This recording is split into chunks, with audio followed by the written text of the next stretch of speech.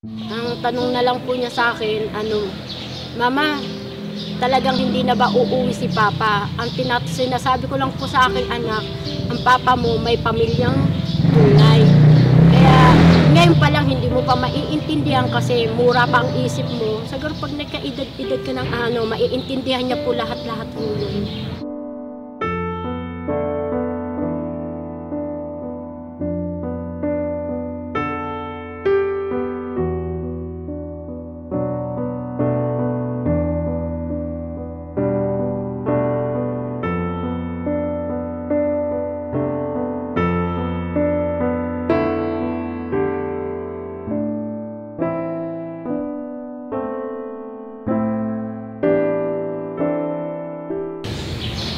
Ako po si Anika B. Cruz. I'm 11 years old. I'm grade 6 sa Dulong Bayan Elementary School, San Mateo, Rizal. Tatlo po kami magkakapatid. Ako po ang panganay. Pangalan po ng mama ko ay Cathy Cruz. Ang pangalan po ng papa ko ay Eduardo Cruz. Pero po ang papa ko ay di na sa amin nakatira ng 2 taon.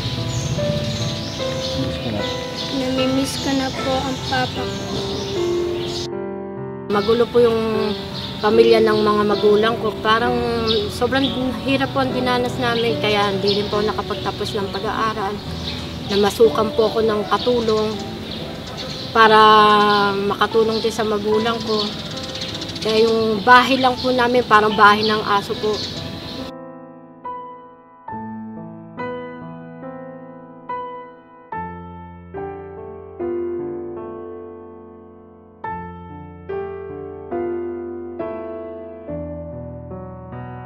Yung 2 kong anak po, napunta ko sa asawa ko, itinago po sa amin. Bali, itinakwil niya ako na hindi nila ako ina.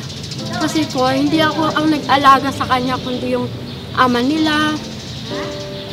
Hanggang ngayon, malaki pa rin po ang galit sa akin ng mga anak ko kasi nga, ganun nga.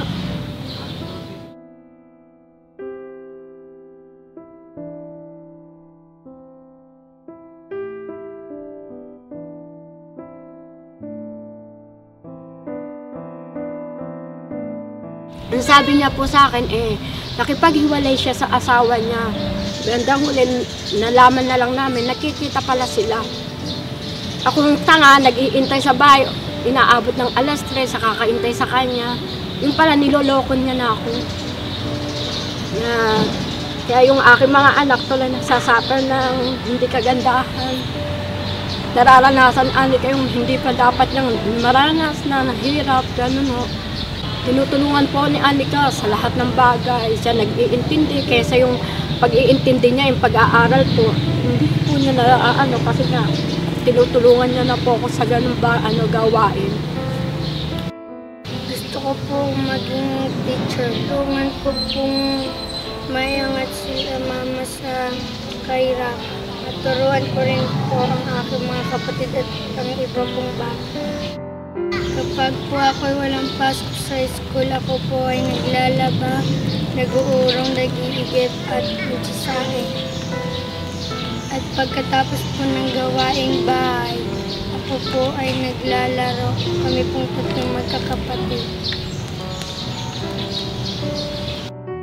Malaki po na itutulong po ng AMCO kasi po may mga pangbili na po siya mga project, hindi na nagagaling sa akin sa bulsa. Tapos kung ano yung kailangan po ni Anika na ibibili niya kasi po yung perang binibigay po ng AMCO ay para talaga pong nakatutok po sa bata. Tutulungan po ako ng angkop sa pagbibigay ng baon, t-shirt, sapatos, uniform, tsaka po school supplies. Pinapangako ko po na mag-aaral akong mabuti para makapagtapos. Para po pag nakapagtapos ako po ay magtatrabaho. Para po tutulungan ko ang aking pamilya.